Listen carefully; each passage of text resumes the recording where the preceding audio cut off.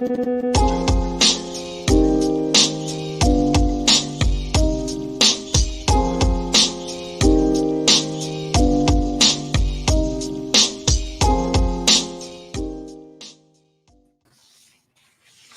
right, we are live, and hopefully we are live everywhere else. I'm trying to take a look here, and I don't know that we are. So okay, well, maybe we're not. Who knows? Maybe we're not. So what are we? I just want to say Mercury's in retrograde, so be careful. Oh, yep, I'm getting errors. So let me see if Mercury I can solve in retrograde, Brostein. So anything to do with the eclipse that they're in retrograde? Or no, but the eclipse comes every 20 years or something. But the Mercury in retrograde comes about 2 or 3 times a year, and usually computers are really go crazy during Mercury in retrograde. Contracts go crazy, personal communication goes crazy. People out there who know the woo-woo of Mercury in retrograde know what I'm talking about. The woo-woo.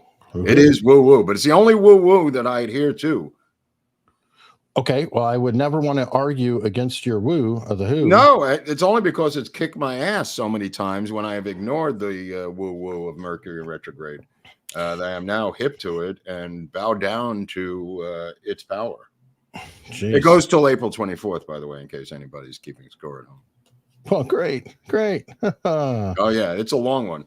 All right, well, let me see if I can get this to kick off again somehow. Let's see. Maybe locals will start up. I'm working on Rumble right now. Who are we talking about today, Mark?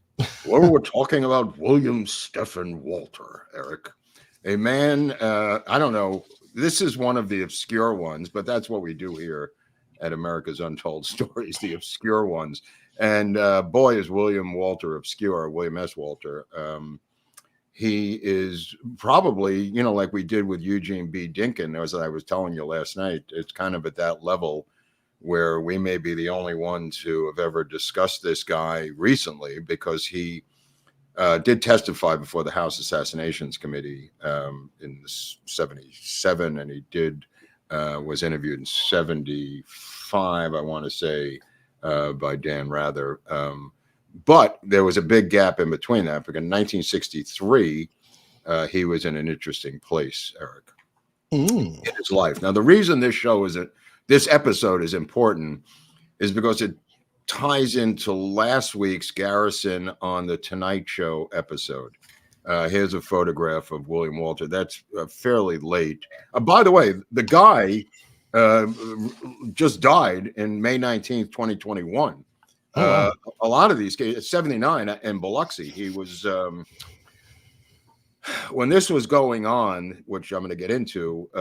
He was a student at Tulane University in New Orleans. So that's how long ago this was, in 1963. So the reason it ties into last week's episode is because when Garrison was on the Tonight Show, and by the way, thanks to all the comments. A lot of great comments on the Garrison Tonight Show episode. It looks like it's taking off because of the videos that were given to us and the research that was dug up, and the connection to today's celebrity and all these late night talk shows or whatever. It seems to have found an audience. But during that episode, he mentions, which is also, as we said, in the JFK film, he mentions in the audio, I don't think it's in the video that we put up, he mentions this teletype that was torn off the teletype machine November 17th, 5 days before the assassination in New Orleans at FBI headquarters in New Orleans. And Garrison mentions William S. Walter to 100 or 80 million Americans who were watching the Tonight Show that night, whatever the number was. William S. Walter gets outed and the phone rings. And of course, it's his battle axe ex-wife who says, I swear to God, you can't make this up, Eric. I think her name was Sharon Johnson or Sharon Covert Johnson. I think her maiden name was Covert. Interestingly enough, she also worked for the FBI full-time as a stenographer. They get divorced in 1968. But just to backtrack on Walter, he came out of Biloxi, Mississippi, where he was a star high school quarterback and shortstop, and he could have played pro. This is just some background on the man himself that nobody has. He then goes and gets a Bachelor of Science degree from Tulane, where this happens. He's a native of Effingham, Illinois. I'm not sure where Effingham, Illinois is, but they moved to Biloxi, and he goes to high school there in Biloxi, Mississippi. He then goes to Jackson State University, and he completes an MBA. And that's important that he gets his MBA because he's later going to end up working as a vice president of a bank in Louisiana, and has really great bona fides as not a nut, but a legitimate member of a society. And it's important. And upon completing his MBA, he serves in the U.S. Army Reserves, which not uncommon. But he becomes a superb athlete, like I said, and a lifelong student of baseball and football. He ends up becoming literally a community college professor, gets a degree in history, a degree in political science, and a couple of other degrees, like I said, the MBA in business. But at the time of this incident, he is full-time student at Tulane. But at night, from 12 to 8 every night, this is amazing, he is the nighttime FBI file clerk, security guard clerk on duty. And it's not like a night security guard. It's a title that the FBI has, and the services that they have include filing all the documents, getting files for FBI agents who are in the field, putting away files, tearing off telex machines. When a telex came in at New Orleans time, it could be 2:00 in the morning. He would call up on the phone the people that the telex was written to. In other words, he would literally wake them up out of bed and saying, this is special agent in charge. He would say, this telex just came in from Washington, blah, blah, blah. And the guy would say, thank you very much, Bill. I'm getting up. I'll be over there in a couple minutes. This happened all the time, according to Walter. What didn't happen all the time is what happened on November 17th, right before he came on the shift. And that was something that this episode is about. William S. Walter, the night clerk of the FBI's New Orleans office. A lot of people thought it was the New York office. It was not. He was in New Orleans, Louisiana. He gets the telex via the telex machine. Now, what does he do with the telex? He's got to go to the safe. Why does he got to go to the safe? He's got to get the code out.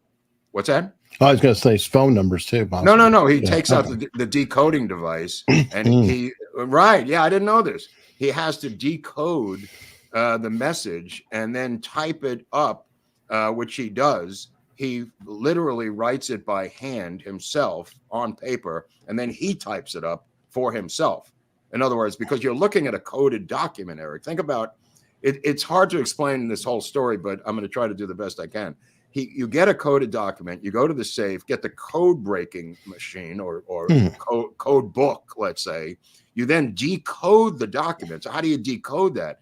The way he described it was he decoded it by writing it down by hand. Later on, he typed it up as a telex lookalike from his own notes.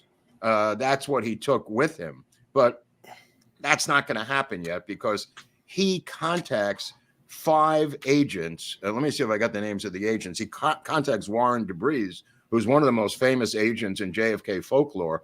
Warren DeBreeze was accused of being the agent in charge of the informant Lee Harvey Oswald.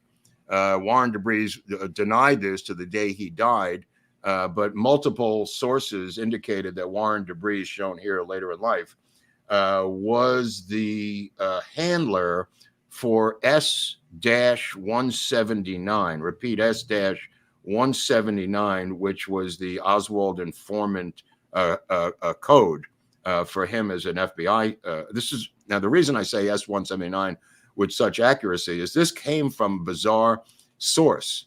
The district attorney, Henry Wade of Dallas, was the one that tipped off the Warren Commission that this was Oswald's informant handle and code. They buried it, the Warren Commission, but this came from Henry Wade and an assistant district attorney out of New Orleans who also verified the code number for Oswald. This was in Dallas. It may not have been applicable to New Orleans, but that was the code, and it may have been the same code that they used in New Orleans. I just don't know. This has also led to Oswald having the personal unlisted home phone number of James Hosty of the FBI in his address book. Just so people think that there's no connection between Oswald and the FBI, there are quite a few connections between Oswald and the FBI. Having the phone number of James Hosty, which was unlisted in his address book, was one of them. Okay, so what happens? He tears off this telex and he translates the telex right there at night, at midnight, 1 o'clock in the morning, November 17th. And to his shock, he sends this out to Milton Kack, K-A-A-C-K, I think is the spelling of his name. He's an FBI agent out of New Orleans, FBI agent Gilman, FBI agent Wohl, and the FBI agent in charge, who was Harry G. Maynor, M-A-Y-N-O-R. He ran the New Orleans branch of the FBI. These are big wigs. He wakes up Maynor, he calls him on the phone because he realizes that this is what he does when it says the list of names, and he writes down those names, and it's in his handwriting on the side of the telex that he writes down. He says he could have made a perfect copy of it if he had torn it off and put it on the Xerox machine. That's not what he did. And I will eventually read you the telex. It's kind of infamous at this point, but I'll read the actual wording in a couple of minutes. But getting back to the Tonight Show, his wife calls him up, or his ex-wife calls him up and says, they just mentioned your name on the Tonight Show. And he goes, what? And he goes, yeah. So the ex-wife, now what does his ex-wife do? She doesn't work for the FBI anymore. This is now 1968, almost 69, I think, when the Tonight Show, the show we had last week. This 68, 69 period, his wife starts working for the Wackenhut Corporation. And it's got a crazy name, the Wackenhut Corporation, but they're kind of like, whatchamacallit, the original private detective agency that you can hire, along with the what was the old one they used to have back in the old days? Yeah. You know what I'm talking about. Yeah. They protected Lincoln, and I just left my brain. That's what I'm talking. It's kind of, that's the private detective agency in the 50s, 60s, 70s. The Wackenhut. Pinkertons. Thank you, Chad. This is the private detective version of the Pinkertons in the 1960s.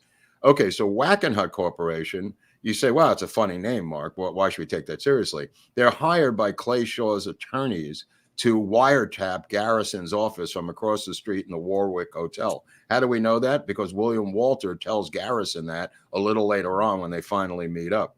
They don't want their fingerprints, the FBI, on the wiretapping of a former FBI agent and a public official who happens to be the district attorney. So what do? They hire Wackenhut. Wackenhut goes across the street from Garrison's office in the Warwick Hotel, and they set up wiretaps. And he says this to him, Walter. They know every single thing you've ever said. Later on, he will get Freedom of Information Act requested documents through Mark Lane, and in there he had made up two phony names to test this out. One was, let me see if I can find these names. One was Claude Culpepper. This is Garrison's phony names, and Clyde Ballou. And in the Freedom of Information Act documents that he gets through Mark Lane, it says the FBI is referring to him as Clyde Culpepper and Claude Culpepper and Clyde Ballou. And he did this just to see if they were wiretapping him. In other words, he did this over the phone. He did this over the phone to prove that they were wiretapping him. Oh, I see. Right. He used those. He scripted a conversation. And yeah, that makes sense. Right. And he did it with Mark Lane. So Mark Lane is speaking at Tulane University. And who's in the audience at Tulane? William Walter.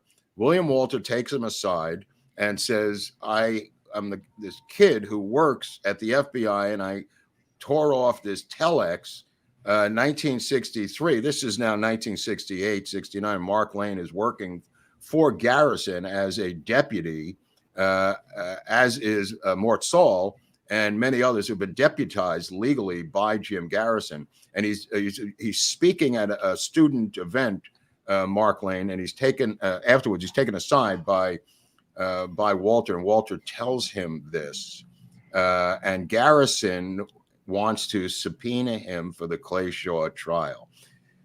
That's where this story goes kablooey. because the FBI learns about this and all hell breaks loose. The last thing they want is an FBI employee testifying about a telex that came across the transom on November 17th to the New Orleans office. Okay. On November 23rd, another telex comes through from Hoover, and it says every station has to deal with their own crap. I'm paraphrasing. I don't want stuff coming to DC directly. You have to deal with anything related to this assassination from your own office. In other words, it was an official memo that said bottle shit up at your own office level. Do not keep sending. He didn't want a paper trail. He didn't want a paper trail coming out of Nashville. There was an office in Nashville, an office in Jackson, and there was an office in New Orleans, a couple other FBI offices throughout the South. And he didn't want stuff coming in and piling up. So this guy, after William Walter is outed on the Tonight Show, gets a phone call from who? FBI superiors. And they want to have a conversation with him. And that's where this gets a little crazy. Because what Walter tries to do is walk a thin line. He's pro-FBI. He wants to be an FBI agent. He believes the Warren Commission. He believes Oswald acted alone. He believes all these different things. He's also a Democrat. He also was a Kennedy supporter. And he also is full of shit half the time. So when he goes to testify before the House Assassinations Committee, he's all over the map because he's trying to appease both masters. He's trying to appease the FBI, and he's trying to get this message out that he actually did this. And the FBI goes and gets a list of 56 employees who worked at that office. All 56 said they never heard of this telex that came across the transom. They completely undermine this guy. They give him 2 lie detector tests, and they say they're inconclusive, right? Not that he failed, not that he was a liar, inconclusive. He's submitted to a 4.5 interrogation by the top brass of the FBI for 4.5 hours as to how Mark Lane got this information, how Garrison got this information. And he swears on his mother that he's not the one who gave it to him when it has to be him. There's no other way this can happen. He goes back a week after the assassination to try to dig out the original telex, and it's gone. Goes into the safe. He's still working there. Goes into the safe with Otis Page and McCurley, who works there, and Roy Simon, the night clerk, and they're all looking for this thing. All of these guys have seen it, by the way. Everybody knows this is real. This is a cat and mouse game that the FBI is playing with him. They offer him immunity before the Garrison trial with Clay Shaw. They offer him FBI lawyers to represent him if he's subpoenaed by Garrison in the Clay Shaw trial. The FBI is sending internal coded messages back and forth because of this guy, and they're shitting bricks that this guy is going to go in on the Clay Shaw trial and be under oath and subpoenaed by Jim Garrison. Wow. Should we share the telex? Okay, now we're going to get to the telex. Many people have heard the telex before. I'll just read it, and then Eric can put it up on the screen, right? Okay. So, well, now don't put it up on the screen yet. I'm going to read it first. I just said that, right? Well, it was going to be the same time they could read and listen, but go on. Okay, well, I'll read it, then they can put it up. Urgent, 1:45 a.m. Eastern Standard Time, 11/17/63. HLF, which is the source of the telex, because I'm going to try to explain it a little bit. HLF, 1 page to all sacks from the director, meaning Hoover. This is all in caps. Threat to assassinate President Kennedy in Dallas, Texas, November 22nd, 3/19/63. Miscellaneous information concerning information has been received by the bureaus. Bureau has determined that a militant revolutionary group may attempt to assassinate President Kennedy on his proposed trip to Dallas, Texas, November 22-23, 1963. All receiving officers should immediately contact all CIS, PCIS. These are informants, confidential informants, and private confidential informants, logical race and hate group informants, and determine if any basis for threat. Bureau should be kept advised. of all developments by teletype. Other officers have been advised. And AC PLS. There's sources, different sources. But you can put it up and people could take a look at this. This again is Walter typing this up from his notes.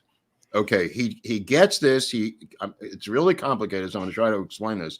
He writes out, decodes the original message, writes it out by hand, then types this up from his own notes. Okay, so there's a gap in there. There's a couple of typos that the FBI will later attempt to discredit Walter in the House Assassinations Committee hearing. The FBI sent in to the House Assassinations Committee all of the either not typos, but their own form typos, Eric. I don't know what that's called. It's their own format mistakes. And he continues to say under oath that, yeah, I may have made it. In other words, they're saying that they would have put urgent. They would have put the time there. 11/17/63 on the top line would have been November 17th, 1963, spelled out. And he admits this. He says, yeah, I wrote it in freehand and then I typed this up. Some of this might be slightly inaccurate from format. But then this is part of the FBI attempt to discredit him, Eric. Mm-hmm. Okay, so this came from, he told 5 agents of the memo, and he considered his job was finished. The 5 agents are written in the margin. This is not the original. They're written in the margin of the document in his handwriting, and he gives it to his attorney to put into a safety deposit box, even during the testimony before the House Assassinations Committee. This is 14 years later, keep in mind. Okay, this happened in 63, the hearings in 77. He turns it over to the committee at the end, the very end of the committee, of which Eric and I are going to read some of the testimony like we did a couple of weeks ago from the actual transcript, thanks to Mary Farrell Foundation and Rex Bradford for providing that. This is also, you can find some source material on The Trail of the Assassins by Jim Garrison. I think it's on page 220. Kennedy Conspiracy by Paris Flamand. You could also find this in Michael Benson's book, Who's Who in the JFK Assassination. So a bunch of different sources for this. And Mark Lane invokes the Freedom of Information Act to obtain the original copy. And when he gets the copy, what Walter does is Walter now has the FBI on his ass, and he comes home to his apartment in New Orleans. There's a note under his doormat saying, it's from Mark Lane, saying either you fess up to this or I'm going to out you myself. You know, because he's now ducking that he did this. He told the FBI he never spoke to Mark Lane, told the FBI never spoke to Jim Garrison. And the FBI is putting this out in a way to discredit Mark Lane and Jim Garrison. He clearly spoke to both of them. He has a 2-hour dinner with Mark Lane in a public restaurant, for Christ's sakes. He goes into detail and he just keeps saying, yeah, I met with Mark Lane, but I didn't tell him anything about this. And you go like, well, okay, what are you talking to Mark Lane about, bro? You're in college. Like, what are you talking about? The baseball scores or something? It's absurd. Anyway, this is the best way the FBI could play this hand, Eric, is to have this kid discredit Mark Lane and Garrison, saying I never met with them nor spoke with them. That doesn't hold up. That begins to fall apart. The FBI then threatens him. He's pro-FBI, according to him. He doesn't want the FBI to be discredited. But he also says that if this ever gets out, they're going to destroy Hoover and the FBI for not doing anything. He claims in the interviews with the House Assassinations Committee that the reason he kept it was to give it to Hale Boggs, who was his congressman out of New Orleans, if the Warren Commission report did not mention this. So his plan, according to him, was to have a copy of this in a safety deposit box. Hale Boggs was his congressman. He had met him a couple of times as a political science major, just visiting his office, I guess, in New Orleans. Hale Boggs famously will die in a plane crash in Alaska, but Hale Boggs is also on the Warren Commission. So what Walter says to investigators is, I kept this to keep the Warren Commission straight, that if they didn't mention this, and he says he thought the Warren Commission was going to be a 1-volume thing, He didn't realize it was going to be 24 goddamn volumes. It would take him the rest of his life to read. But his plan was to keep this as evidence that the Warren Commission left something out. At least that's what he says to investigators. He has the inconclusive polygraph. There's Hale Boggs. He will be dead pretty soon, not from his own drinking, but from a plane crash in the Alaskan woods never found. Anyway, so he goes in March 26, 1968. William Walter goes into the FBI office in Nashville, and that's where he is subjected to the beginning of the spin or cover up, anyway, what you want to call it. And he says, look, I got this telex. They know I got this telex. All the other stuff about Garrison and Mark Lane has nothing to do with me. He never buckles. He's getting a haircut on Carrollton Avenue in New Orleans, November 22nd, 1963, when he hears over the radio that the president's been killed. He rushes back to the office, which is a beehive of activity in New Orleans, in the intelligence area that has ONI, FBI, CIA, and Oswald and Bannister on 514 Camp Street. So everybody's in the same place. Oswald's obviously going to be dead in a couple of minutes, but at this time, he runs back to the office, and it is a beehive of activity. And later that night, when he goes on duty, he goes into the safe and he tries to find the original documents, and they're gone. And he says, they all talked about it, all the different night clerks.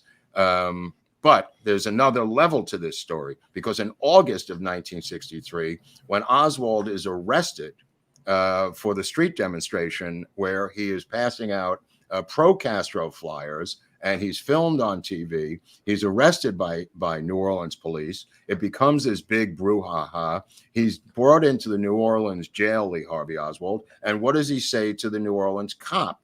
The New Orleans cop is told by Oswald, I want to speak to Agent Quigley of the FBI. And you go, say what? Yes, I want to speak to my old friend, Agent Quigley of the FBI. So the cop doesn't know what to make of it, calls up Quigley. Now, Quigley calls up William Walter, and he says to William Walter, let me know if there's any files on this Lee Harvey Oswald. So he goes into the file cabinet or the safe or wherever they keep this stuff.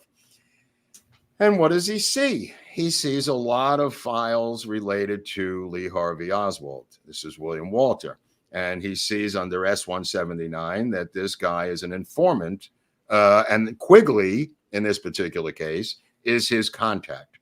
This is also from William Walter. So it's two separate things. It's not just the telex, Eric. It's about the infamous event where he is arrested and Quigley comes into the jailhouse and he's bailed out by Dutch Muret's friend, who's some boxing promoter or something. It's a little sketchy, but I think it was only about $15 anyway. And then he goes to court.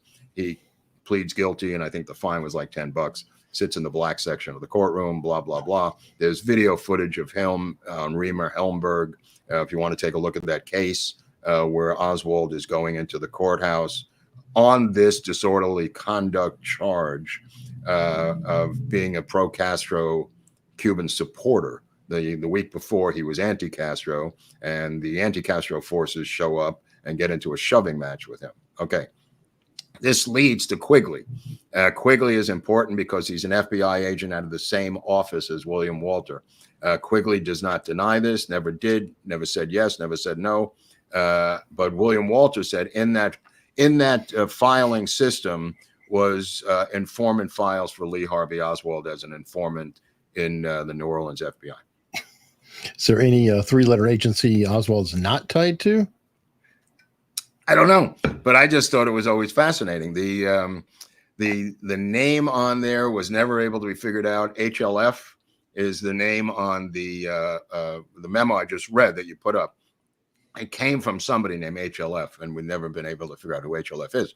That being said, Garrison, and so did Oliver Stone, interpreted this telex and also the tip-off in Chicago about Thomas Arthur Valley that came from Lee, as to both of these come from Lee Harvey Oswald.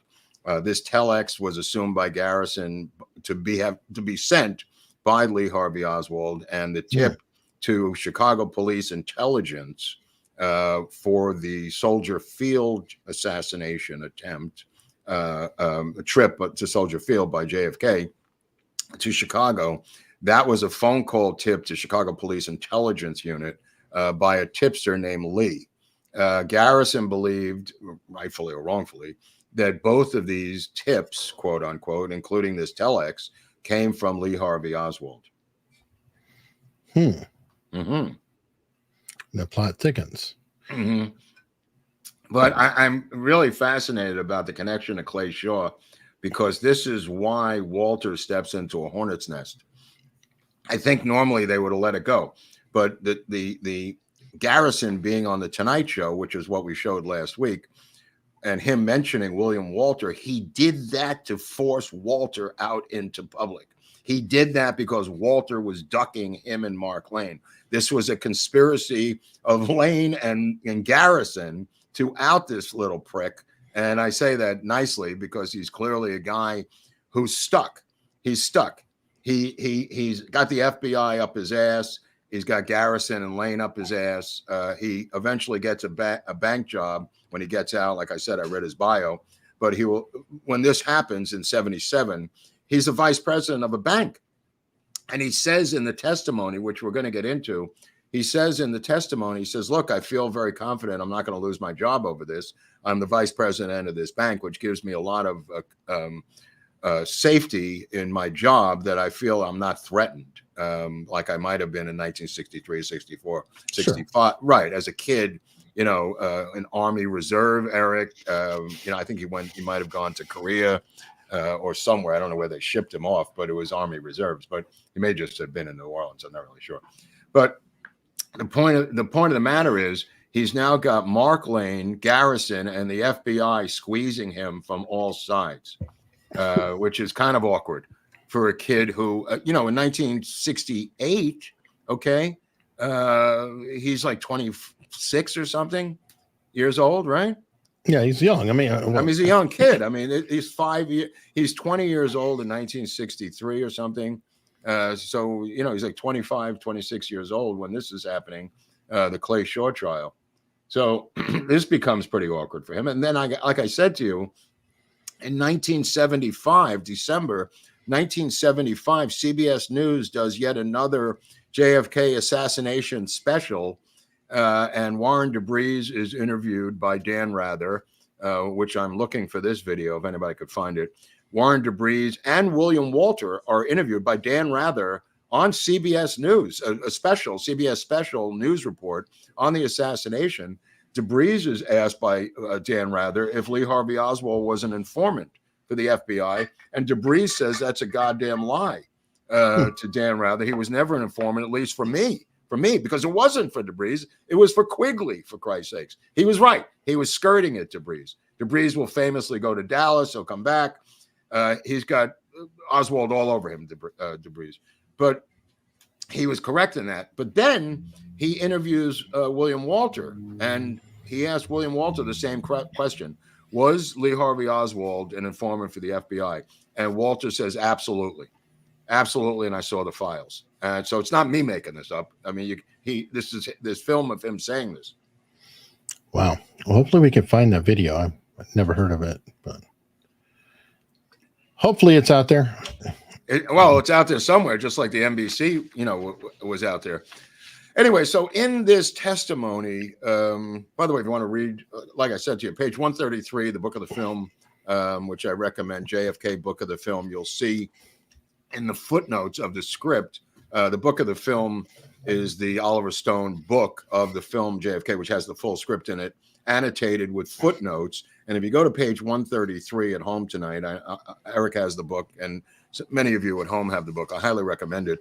There's footnotes about William Walter in that section of the script. And in the movie, you see a reenactment of the telex situation, and you hear the voiceover by Al Osser talking about what happened that night and how he tore off the telex in the middle of the night and did his job. He contacted these 5 people, especially the special agent in charge, Harry Maynard. I mean, He said, how many times did you call Maynard on a regular basis? And he said, sometimes it was twice a night.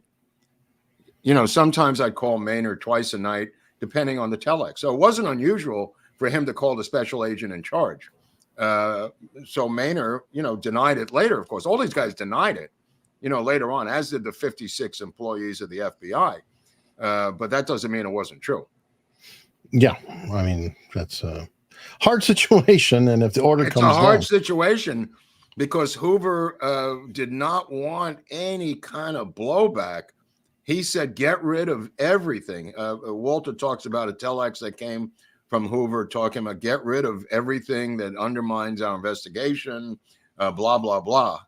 He wanted to bury anything that was there. That's where Hostie's boss says, destroy it. That's from the same telex in Dallas that they got in New Orleans, where Hoover, it's not even that nefarious if you think about it.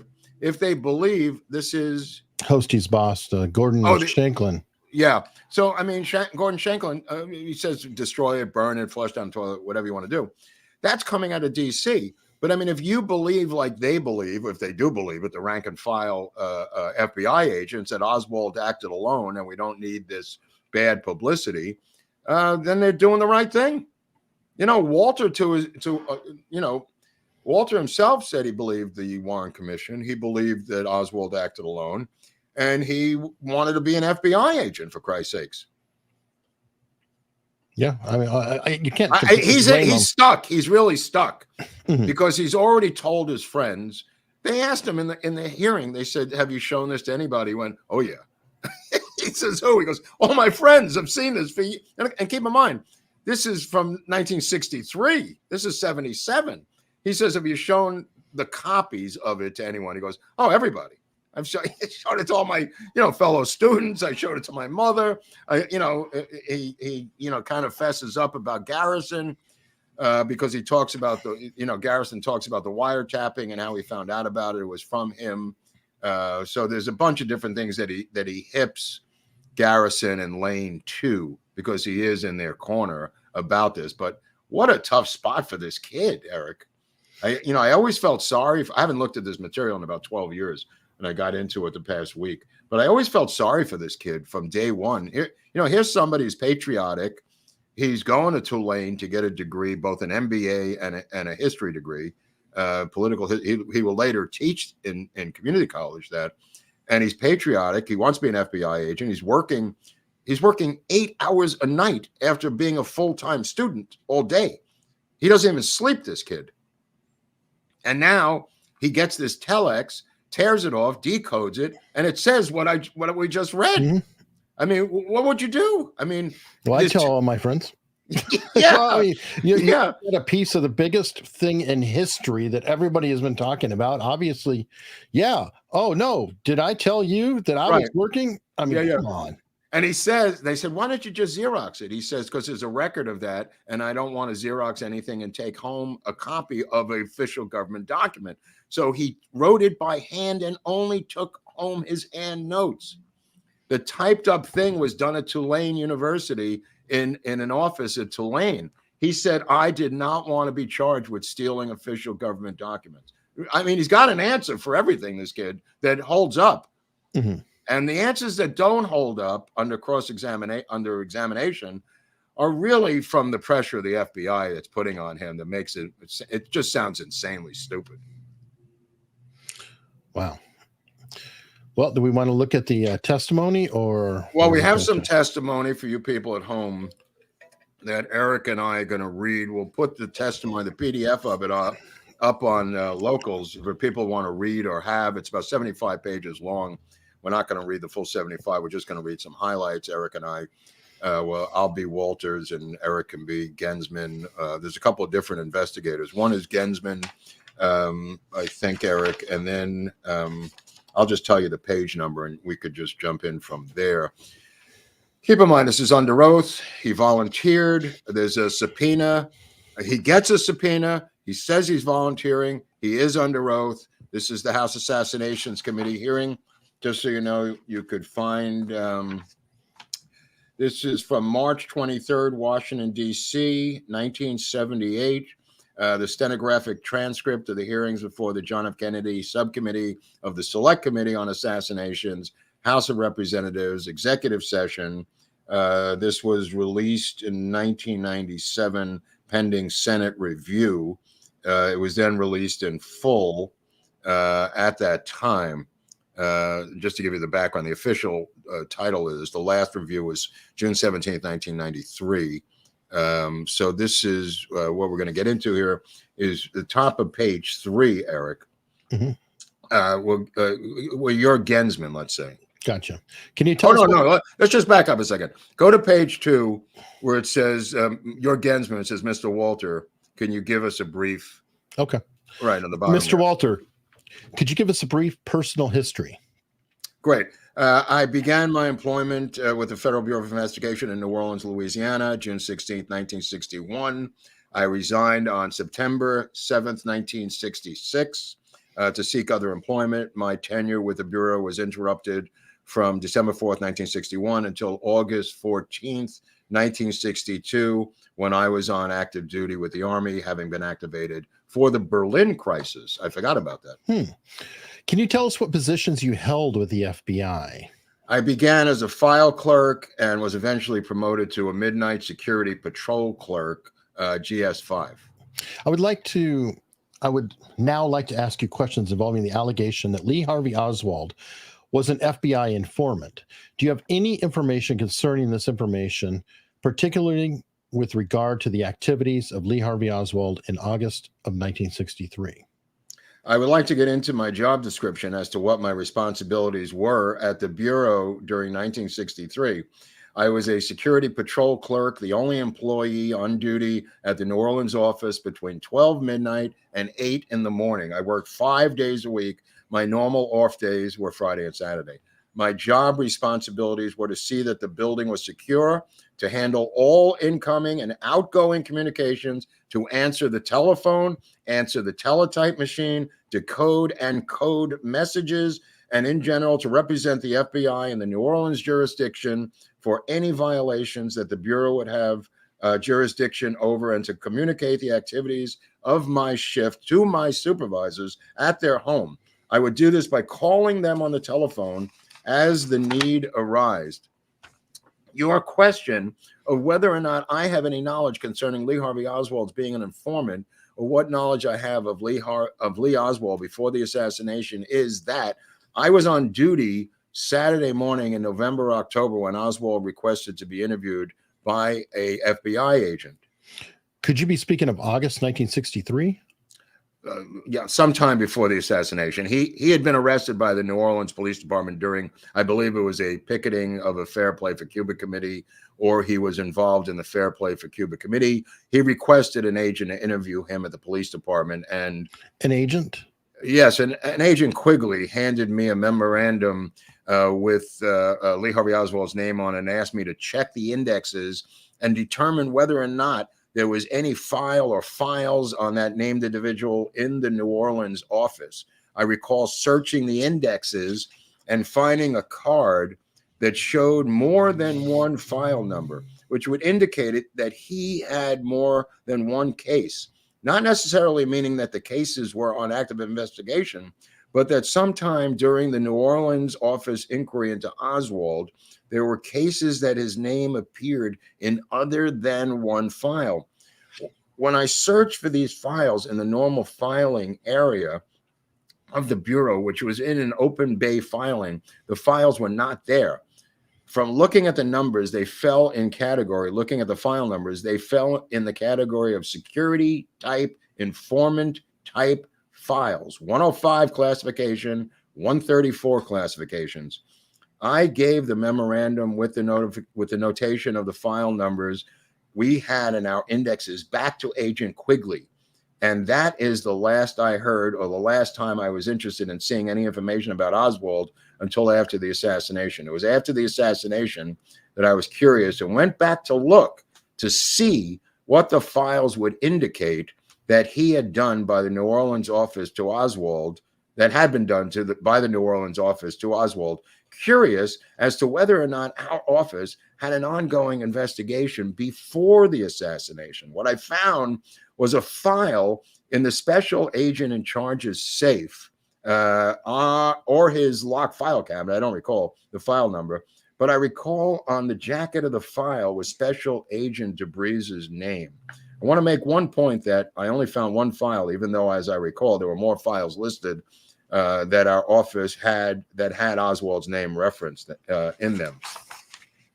I think we could jump over to here to like page 7, Eric, where it says Mr. Gensman there. Can you name anyone who would substantiate the allegation that Oswald was an FBI informant? I don't know of anybody that would, but I can give you the names of some that should know. Ernest Wall, Milton Cack, Warren DeBries. That is all that comes to my mind. Mr. Walter, I would next like to ask you questions concerning a teletype which you alleged to have received at FBI field office in New Orleans on November 17th, 1963. Did you receive such communication from FBI headquarters on the date November 17th, 1963? I received the teletype at the early morning hours, during the early morning hours of November 17th, 1963.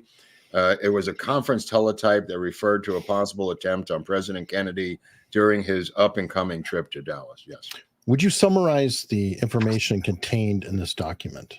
The information was that special agents in charge of all field offices in the continental United States were notified that there had been information developed somewhere in the Bureau that a possible attempt would be made on President Kennedy's life in Dallas, and that the teletype was asking the field offices to contact their informants to determine if there was any basis for any threat that the teletype referred to.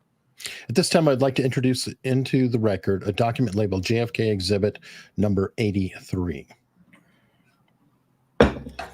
Mr. Walter, can you identify this document? Yes, I can. Would you please?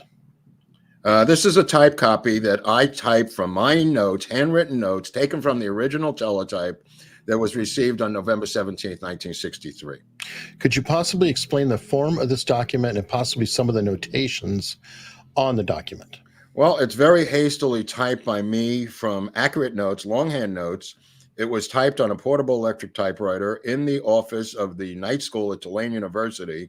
There are numerous typographical errors and strikeovers, which are not part of the original teletype, but were typographical errors. I spell much better than this, and I am copying from, as I mentioned, good notes. The notations that are on there are made by me 2 or 3 days after I typed the message from my notes. Can you identify the handwriting on this document? It is my handwriting. Could you explain some of these notations? In the upper right-hand corner, the file 620 was the file where I finally found the original teletype to copy my handwritten notes from. The next notation, Cuban faction QOU, I have no idea the meaning of that. I don't know why I wrote it, and it is my handwriting. The names in the bottom right-hand corner are the names of the agents that were notified by me per instructions of the special agents in charge of the contents of the teletype. We'll return to this document shortly. After you received this teletype communication on November 17th, 1963, what steps did you take? I handled the communication as I handled all incoming communications over the teletype machine. That is, I searched the teletype caption through my indexes to determine if a case file had been opened. In this case, there was no file open. It appeared to be the first communication of its kind to be received by the New Orleans office. I immediately contacted the special agent in charge, who had the category of threats against the president, and read him the teletype. He instructed me to contact the agents who had that responsibility and informants. And as I called them, I noted the time and names of the agents that I called. That all took place in the early morning hours of the 17th of November. Are the names of these agents included on the face of the document labeled JFK Exhibit 83? Those names are among the ones. I am certain I called more than that, but the names that are on there are among the ones that were notified. Yes. Then what did you do with this teletype?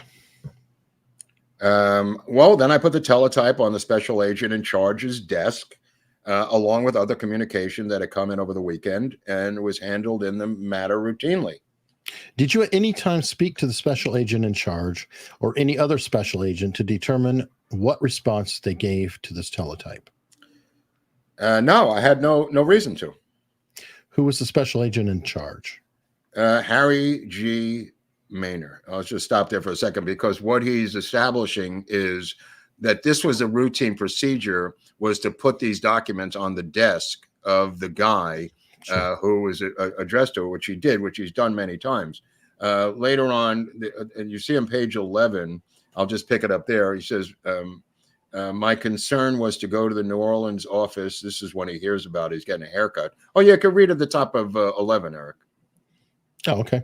Yeah. Let's move to November 22nd, 1963. Can you tell us about your activities in New Orleans on that date? Yeah, it was a Friday. I had the day off. I was in the barbershop on Carrollton Avenue. I heard of the assassination over the radio.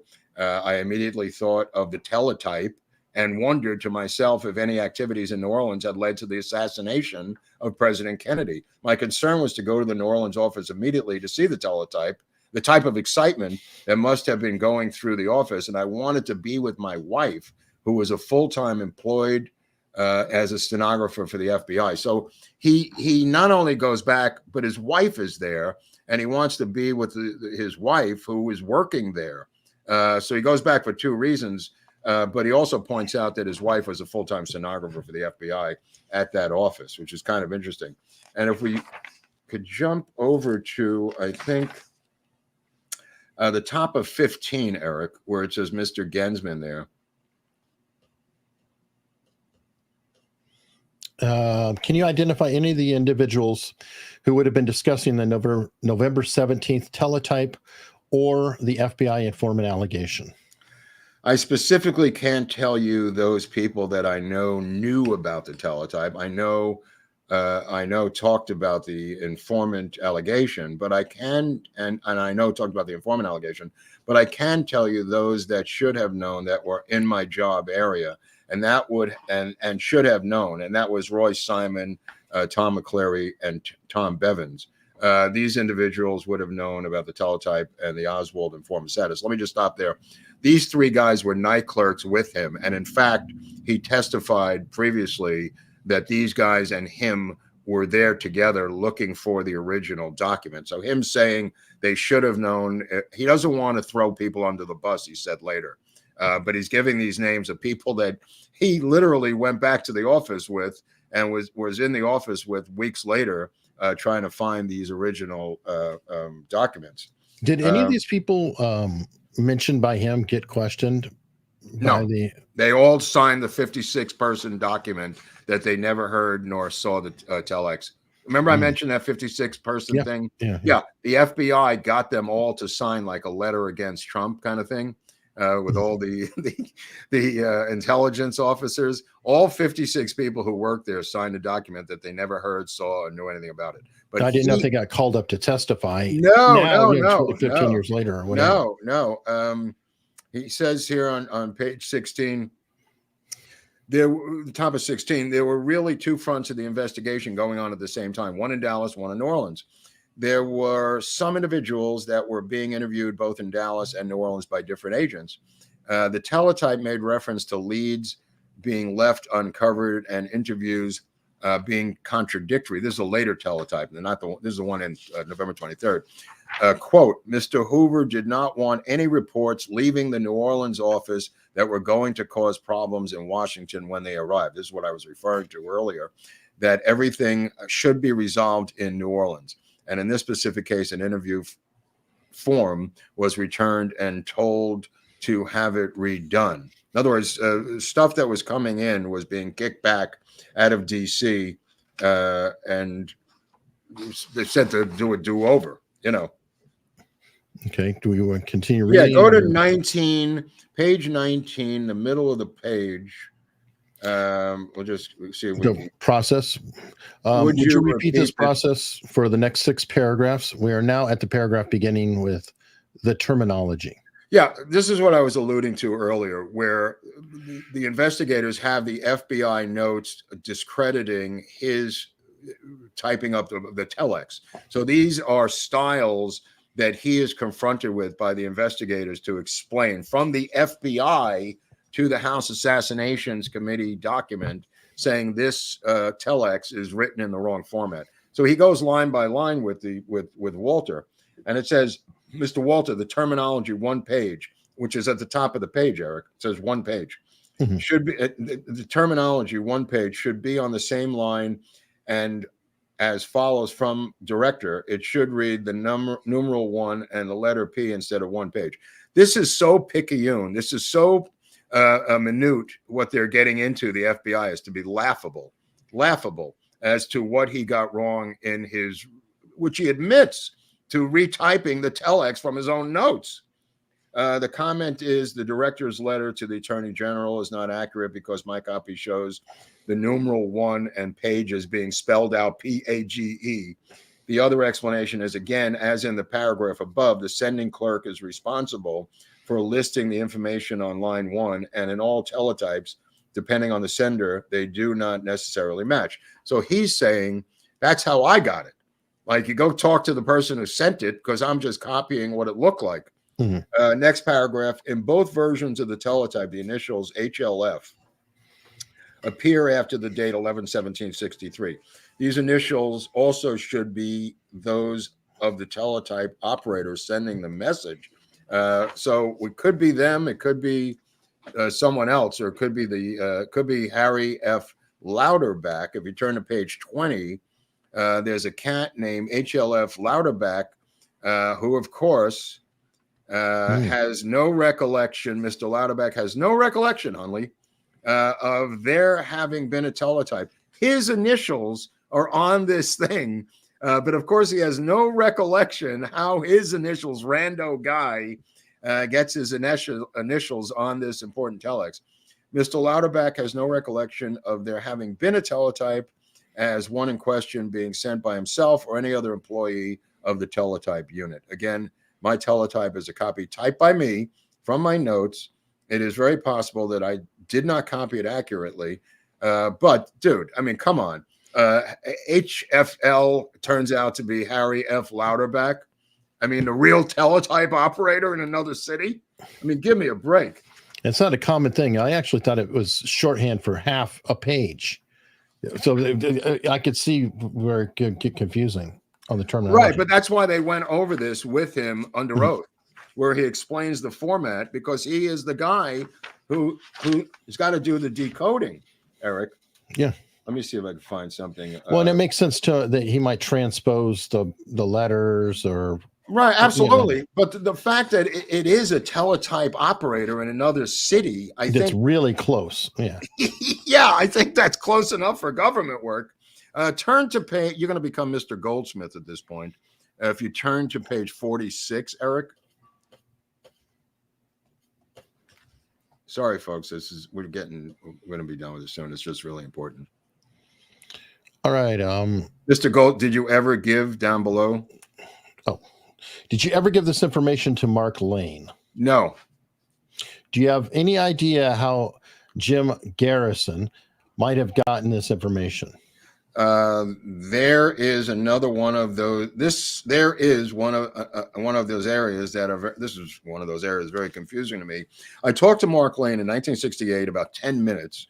I did not talk about the teletype, although I may have led him to believe, Hunley, there was such a teletype by him asking me and me answering the way I did that quote. Well, I don't want to talk about what you just said. But Lane, as I recall, had this information concerning a teletype of Oswald's activities in New Orleans when he talked to me in 1968. I did not have the opportunity, nor did I want to talk to Lane anymore after the one incident. But in 1975, I had the opportunity to have dinner with him, and we talked about where he had got the information over some drinks at dinner. Now, jump down to the bottom, Mr. Goldsmith. You testified earlier that after the Johnny Carson show episode, where your knowledge of the Graham was made public, you went to various FBI offices and indicated that in fact you had not made the story available to Jim Garrison. Is that correct? Correct. Did you also indicate to the FBI at that you had not told the story to anyone else? Yes, I did. In fact, hadn't you made that story public to some other people? Not in that kind of detail. And he just goes in now, double speaking. It goes on. Clearly, the Garrison thing comes from him. He's trying to do some double talk to get out of that. But I just wanted to show you the link between him and the Tonight Show. And if you jump to page 51, Eric, the top of 51. You testified earlier that you were concerned about the Bureau's image. Is that correct? Yes, that is correct. Isn't it true that by taking these handwritten notes, you were in effect taking action that would have put you in a position so that you could have jeopardized the Bureau's image? I did not view it in that way at the time. Yes or no? Isn't it true that you could have taken such action by virtue of having taken those notes? I don't think I can give you a yes or no answer. That was not my intention looking back 14 years. Certainly the notes would have been important, just as the copy of the notes that I type were important. You also testified, though, that one of the reasons you took the handwritten notes was because you wanted to see if the information that the Bureau was giving to the Warren Commission was accurate. Isn't that true? I don't mean accurate. I wanted to see the Warren Commission, when it was completed with its report, whether or not the report contained information that I thought was relevant to the investigation. At the time that I was doing my own sort of investigating within the Bureau, I did not know the Warren Commission was going to issue a report of X number of volumes. This is, like I said, what I just wanted to demonstrate that as I mentioned, his intention was to keep the Warren Commission honest. This is his a statement, not my interpretation of it. And then my desire to want to become, see what it says, but you would have had an opportunity, Eric? But you would have had an opportunity to have gone to him in 1964 when the Warren Commission report came out. Isn't that true?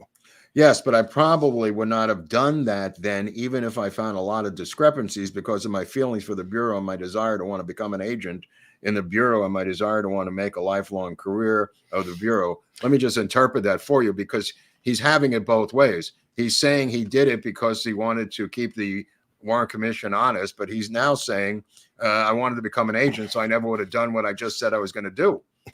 I mean, the testimony is eventually he is discrediting himself enough where the House Assassinations Committee disregarded his entire testimony, just so people understand why I'm doing this. And that was the intent of the FBI. They did not give a shit how this guy turned out. They were trying to discredit his testimony with the House Assassinations Committee regarding Jim Garrison and regarding Mark Lane and regarding the telex. He does come off sounding like a schmuck at times as he contradicts himself, but he tries to repair his own testimony by saying, why would I do this? You know, why would I lie about this telex? Why would I put myself through all this crap? And he's trying to get around the FBI power and pressure that was put on him and save face. You know what I mean? Mm-hmm. If you look at top of 53, where it says Mr. Goldsmith. I believe you testified that after Quigley came to you, you went and checked the files and saw, in fact, that there had been some files. Isn't that correct? That is correct. So he's sticking with the Quigley thing. Okay, so go to the top of 55, Eric. It's Mr. Goldsmith, the day after the teletype. The day after the teletype of that you allege came in on the 17th of November, 1963. The day after that teletype came in, how many people in the New Orleans office knew about it? I guess 8 to 10 that I would know about it. So he is talking, hold on. He is talking about 8 to 10 people who work with him that he's saying he doesn't want to name them because he doesn't want to throw them under the bus. But he's literally saying there's 8 to 10 people there. And he has mentioned them in the course of his testimony. He does mention Otis Page. He does mention Roy Simon. And anybody who is an investigator can figure out that he's talking about McCurley. He does mention them. He just doesn't want to directly name them when confronted. But the names are in the record. Hold on, let me see if I could just find a little bit. I think on page 60, the bottom, the top of 61, Eric, where you now become Mr. Cornwell. Who is he?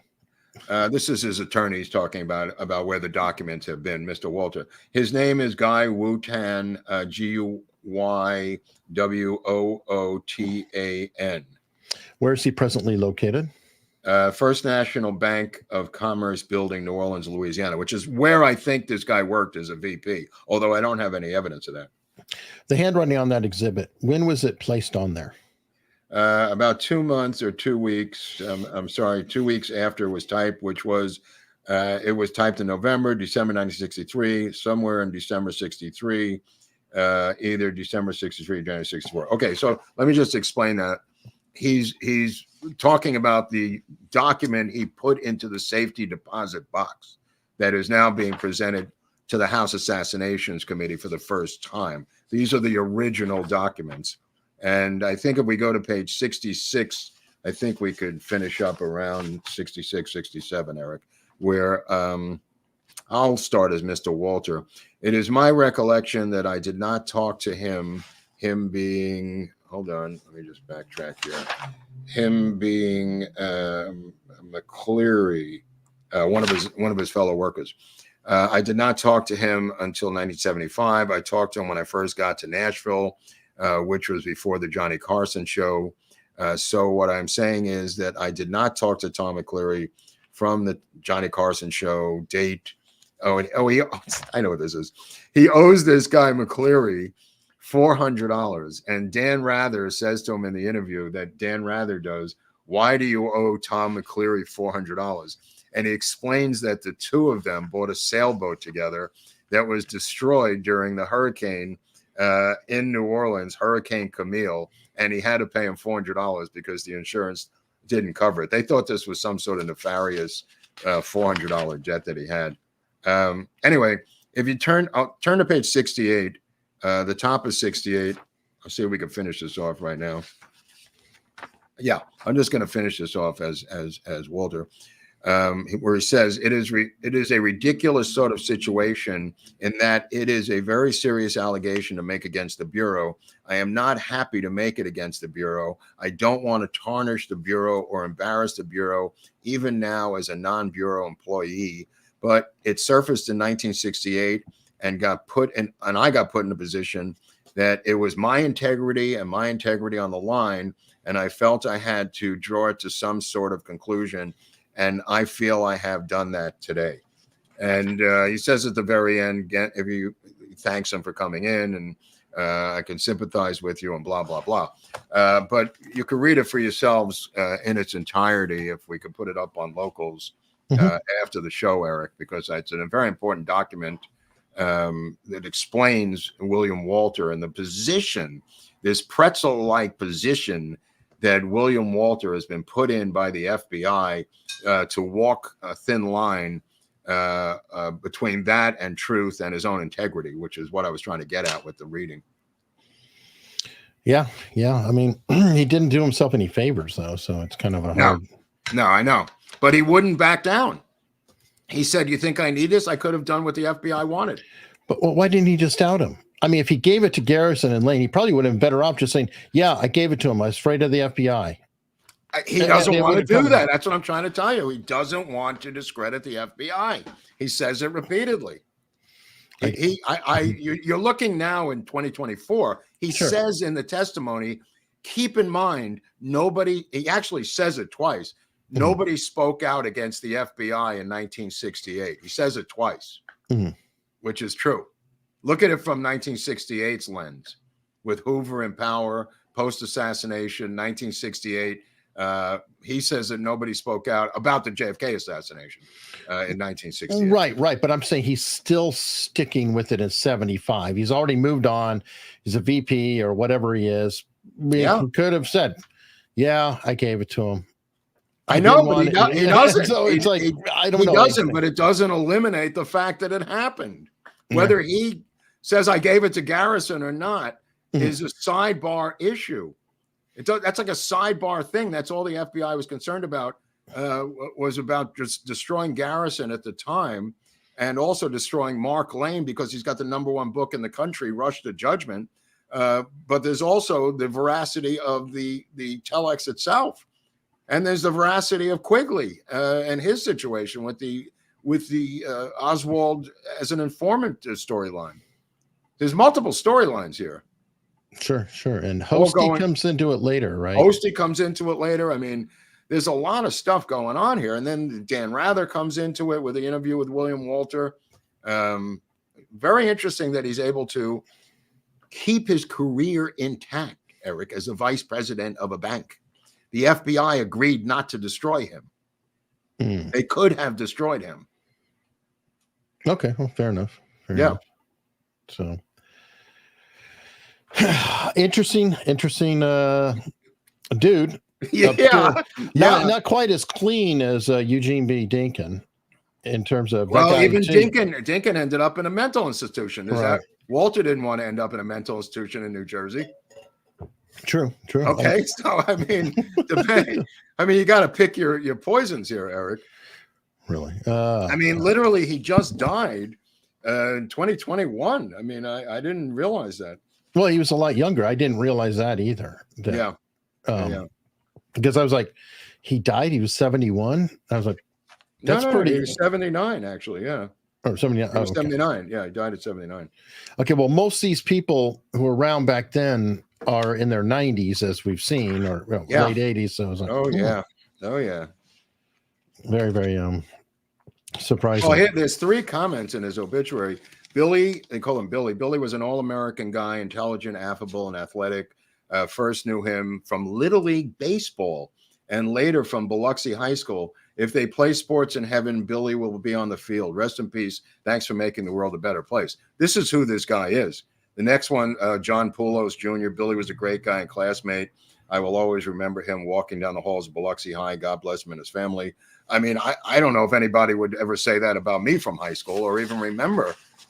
These are people who remember him from Biloxi High School, Eric. By the way, this is who I was reading quite a bit of it. That's Ginsman. Oh, wow. That looks pretty recent, but okay. No, it was a 70. That was, I think, 1978, maybe 80. Right. He died in the 80s. Mysteriously? Cancer. Cancer, sure. Just like Frank Church. Yeah, good luck with that. Yeah. He died. But I think the main thing was the Clay Shaw trial coming in and Wackenhut security being used by Clay Shaw's attorneys. I think that was a big part of it, and their attempts to smear Garrison, and this guy having told Garrison already of the telex, they were trying to walk it back. That's the summation of everything we did.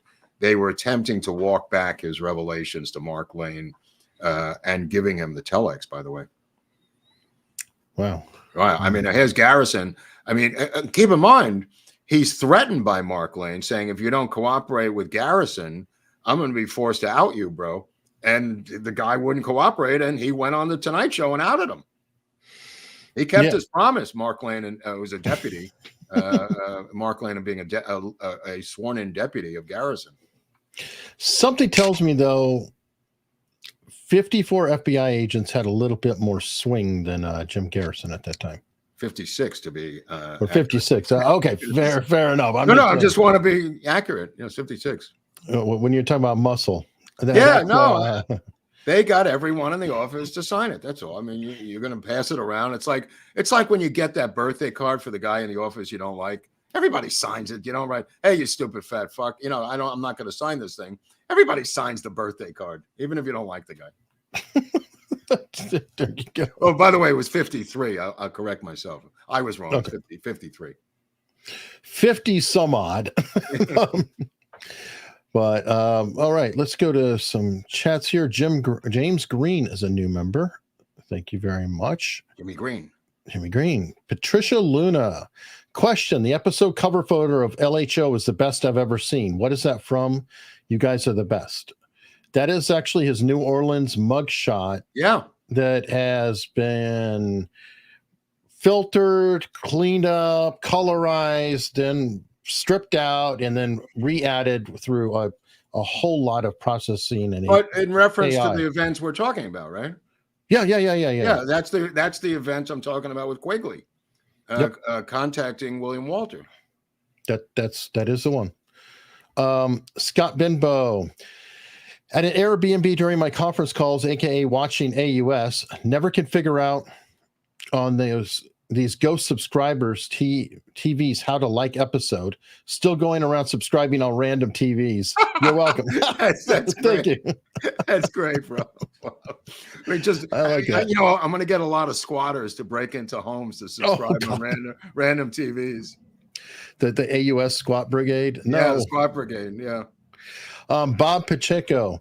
Sorry, late for church. Where can I get good info on the testimony of the blood spatter on the motorcycle police behind limo? Thoughts on the new final analysis book? Do you need a book donation?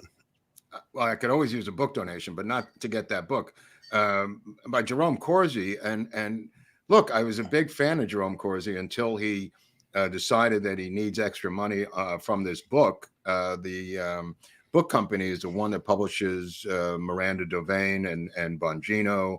And it's a legitimate book company called Post.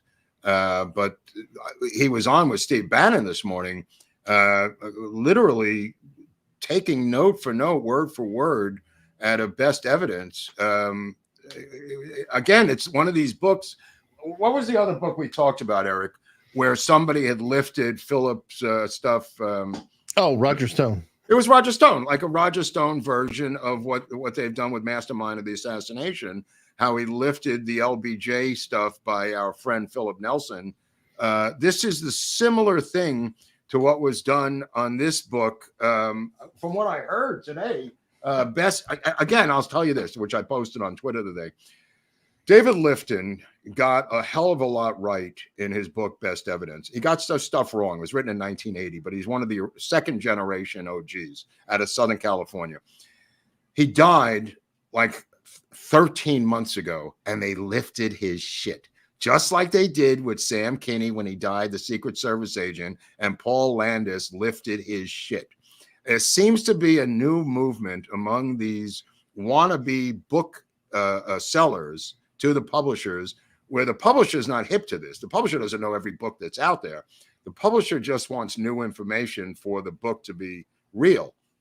So what he did was, and I'd have to look at the book in detail, it seems like he's lifted David Lifton's Best Evidence, which is a huge bestseller by a major book publishing company. He's lifted all of David Lifton's stuff. He's hooked up with David Mantic and has now added on that Kennedy was shot 3 times in the head alone, and the throat and the back, 5 shots, 3 in the head, all coming at various angles. And I said to him on Twitter, bro, if anybody gets shot in the head 3 times with a rifle, there's not going to be much head left. I guarantee you that, let alone a face and everything else that was intact on JFK.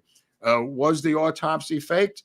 Absolutely. Were the x-rays faked? Yes, they were faked as well. They were covered up and destroyed, and there were double photos taken of the autopsy. But Mantic relies on the phony autopsy photos to reach his conclusions, and he's got Jerome Corsi going out on every platform that Post is using with their muscle to get him onto. And Steve Bannon this morning, who was completely clueless as to what Corsi was talking about, the switching of the bodies and stuff that David Lifton had come up with in 1980.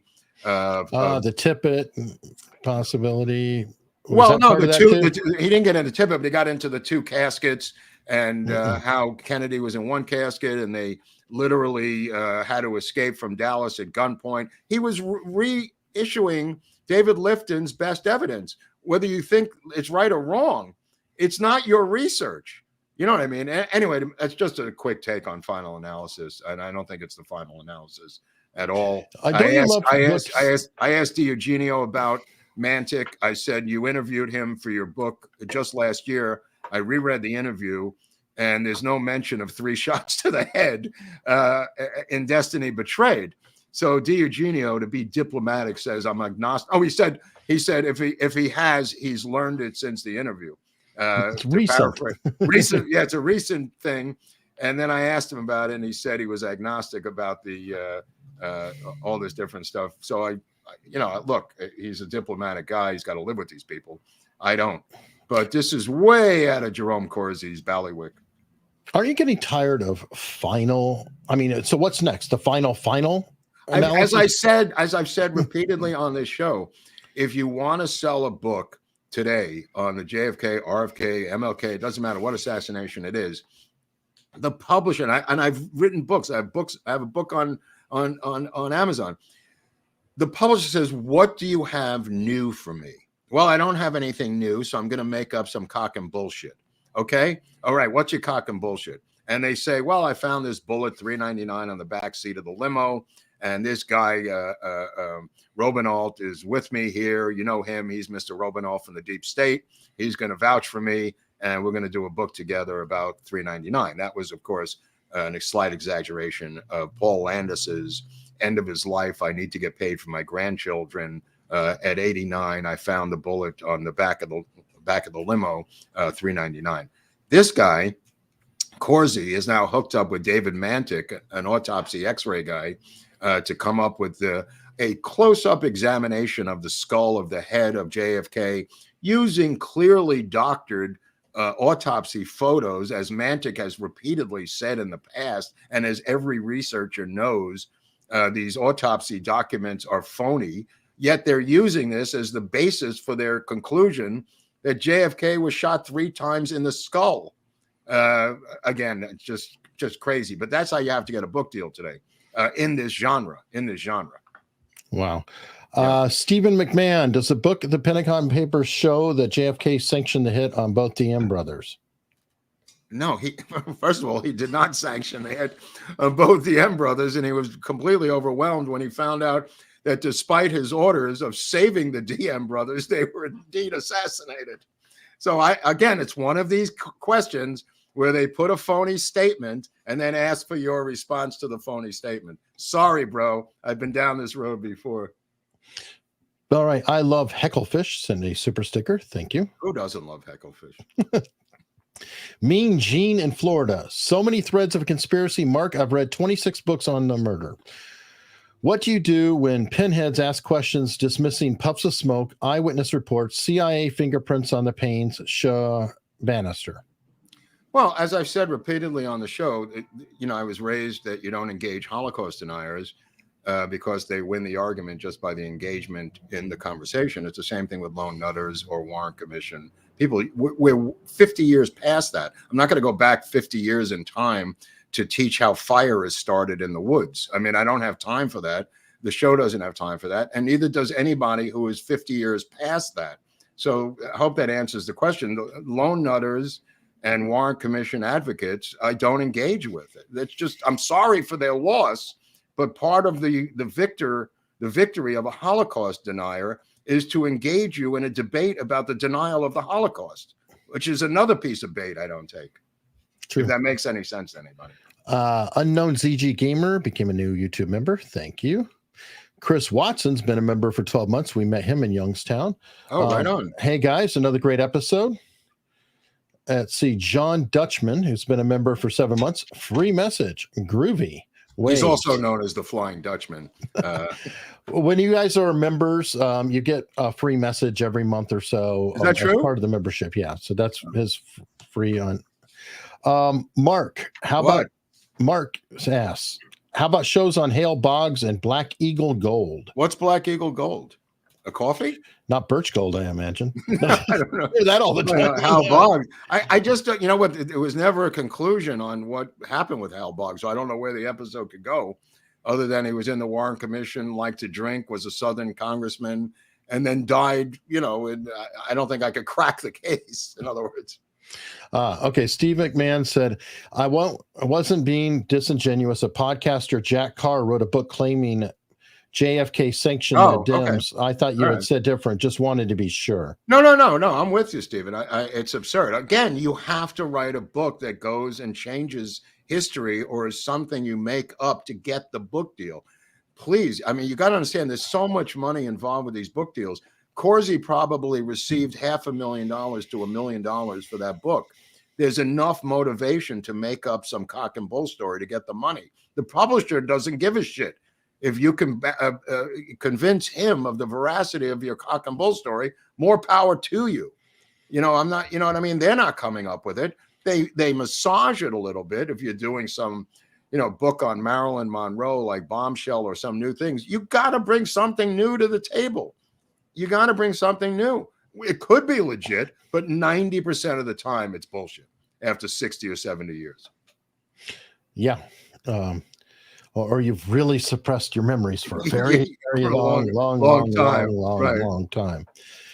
All right. Well, shall we talk about, we kind of teased it last Friday, but now we can officially say that there is, in fact, a meetup next month, a VIP meetup. Oh, yeah. And it is in West Palm. Whoa. And the special guest who is receiving the award, the first He's ever. getting an award, Hunley. We're giving him an award. This is first insane. ever. First ever award. Whoa. VY, who is getting the first Friend of America's Award. He's not the only friend. There will be other friends. Yes, we're very selective on our friends. Right. But we don't have that many. We don't have that many, but he has. I just want to say something about Viva. He has helped this show from day one by promoting us, by coming on here, whatever you want to think about Viva. He has earned this award. Day zero, dude. Before there was a show, he helped us. Before there was a show, this guy helped us with this show. So I got this idea the other day, and I called up Hunley, and we both agreed immediately that it was Viva, that he is the first, award winner of the America's Untold Story. Friends of Eric, I think it, right? Yeah, friend of. It's like a Hall of Fame for us in a way, So we're going to be down there. It's going to be a love fest with Viva. We're going to be there. All the regular VIP people. I hope we're going to get a lot of people coming, I think, or not a lot of people, but people who are from Viva's site also. So it may be a nice blend of both sites in one nice hotel, which is this really upscale Holiday Inn down there in Palm Beach. So it's not going to be a roadside Motel 6. No, it's a convention center that they have. It's right. It's a convention center. Yeah. And so people understand there would not be a show without Viva Frei, because Mark didn't even know who the hell I was and didn't even know of me until my channel got nuked and Viva was talking about it. And then Mark came to bust my balls on Twitter. And that started this fruitful relationship that you're seeing today.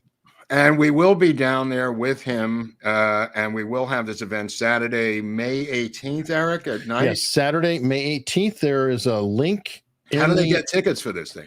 You can find it on our website, americasuntoldstories.com/events. That has links to take you to get whichever tickets you want. It also has a link if you are not a Locals member and you want to join to get a $50 discount.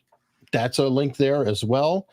And I also have put it in all of the descriptions that you guys are watching. So if you're on YouTube, Rumble, wherever, just look down. And now this will be with obviously a dinner and drinks and a buffet dinner. It's very nice there. You'll have a lot of fun and meet Viva and ask them all your Viva-esque questions. And we're kind of used to Viva, so it's fun for us, to hook up with them down there. So that's always fun. I mean, we would have been with them anyway if we were down there. So the award looks nice too. The one that Eric showed me the model of, it looks the prototype. I don't know if that's a final product, but it looked very, very sexy, Eric. Yeah, I think it'll be cool. Well, yeah, I think the whole event's going to be cool.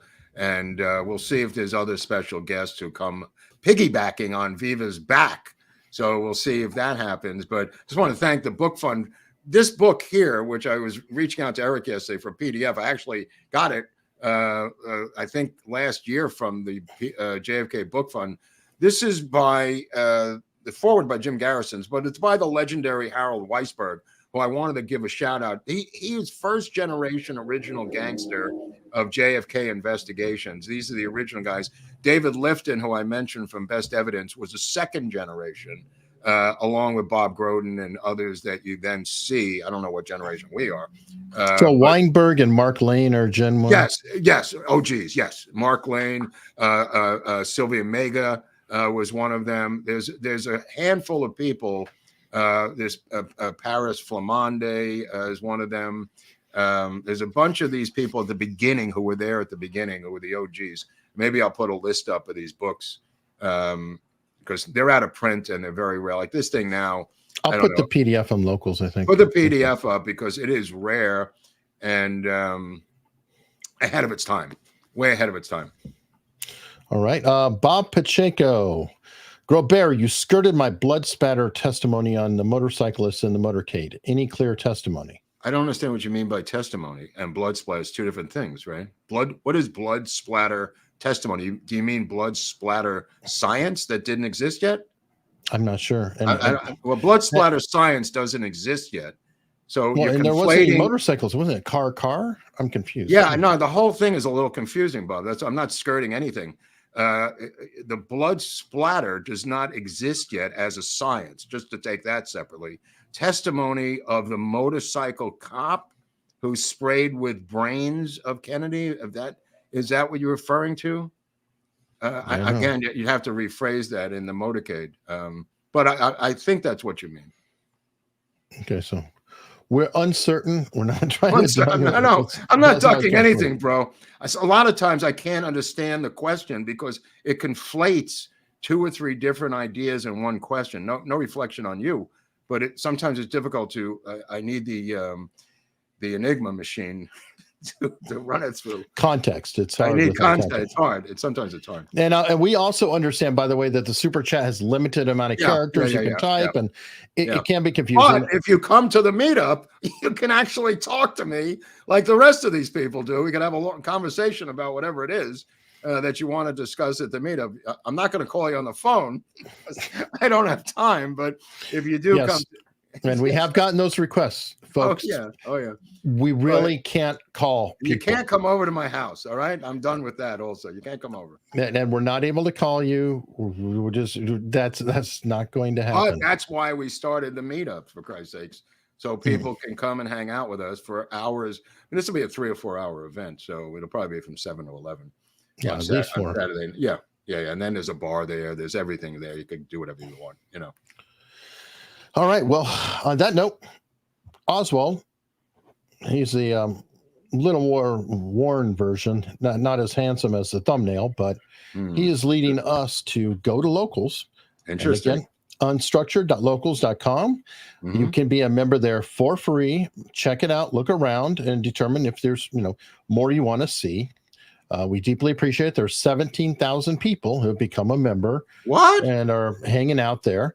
So please consider coming by, following us over. And I could say, please consider following me on Twitter at Lord Buckley, because that's we do a lot of stuff, Eric and I, on Twitter, right? I mean, we do. You might block them later, but no, but at least you'll have the honor of being blocked, for Christ's sake. Okay. And you can follow Eric and I through PayPal and Venmo and Cash App down below for the book fund or whatever the hell else you want to. Everything's all there. Everything's all there down below. So we're going to go over to Locals, which is in another room, and discuss some of the secret private Locals documents that are over there only on Locals. For those who are not on Locals, I'd urge you to get on there as quickly as humanly possible to get even the PDF of Oswald in New Orleans. The book is like $200, $300. So I urge you to come over to Locals. And we'll see you there. Okay, thanks for stopping by. Thank you.